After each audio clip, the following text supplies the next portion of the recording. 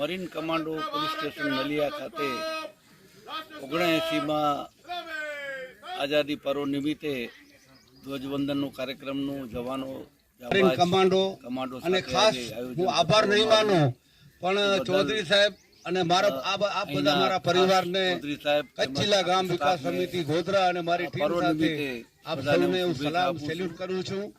અને આ પર્વ નિમિત્તે કવિ ઉમાશંકર જોશીએ કહ્યું છે કે દેશ તો આઝાદ થતા થઈ ગયો, તે શું કર્યું? આ રાષ્ટ્ર માટે આપણે ભારતમાં જન્મ્યા છીએ તો આપણી પર કઈ રાષ્ટ્રીય ફરજ બને છે, તો ઉમાશંકર જોશીએ તે વખતે કીધું છે તે શું કર્યું। એટલે આપણાથી જે પણ થાય દેશ માટે તો કાંઈ કરવું જોઈએ। દેશ જો બરબાદ થતા રહી ગયો એ પૂર્ણે આગળ આવીને કોનું રહ્યું? કારણ કે આ બધા આપણા શહીદો થઈ ગયા, રાષ્ટ્ર માટે સેવાઓ આપી સમર્પિત થયા, એ લોકોને પણ આજે આપણે સાચી શ્રદ્ધાંજલિ આપીએ। આજે 79માં આઝાદી દિને જરૂર વિચાર આવે કે એના જવાબ આપણે ગૌરવભેર કહી શકીએ કે પૂર્ણ કર્મ છે આપણા દેશના કે આવા જાંબાજ અધિકારીઓ, નિષ્ઠાવાન વફાદાર પોલીસ અધિકારીઓ, કર્મચારીઓ જેમની રાત દિવસની મહેનતથી આજે આન બાન અને શાન થકી ભારત આજે દેશ આપણો ઉજળો છે।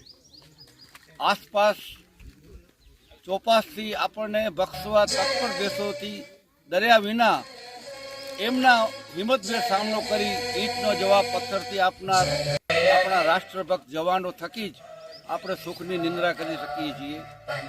અનેક નવલોહિયા લોહી રેડાયા બાદ મળેલી આ મહામૂલ્ય આઝાદીનું જતન કરી એને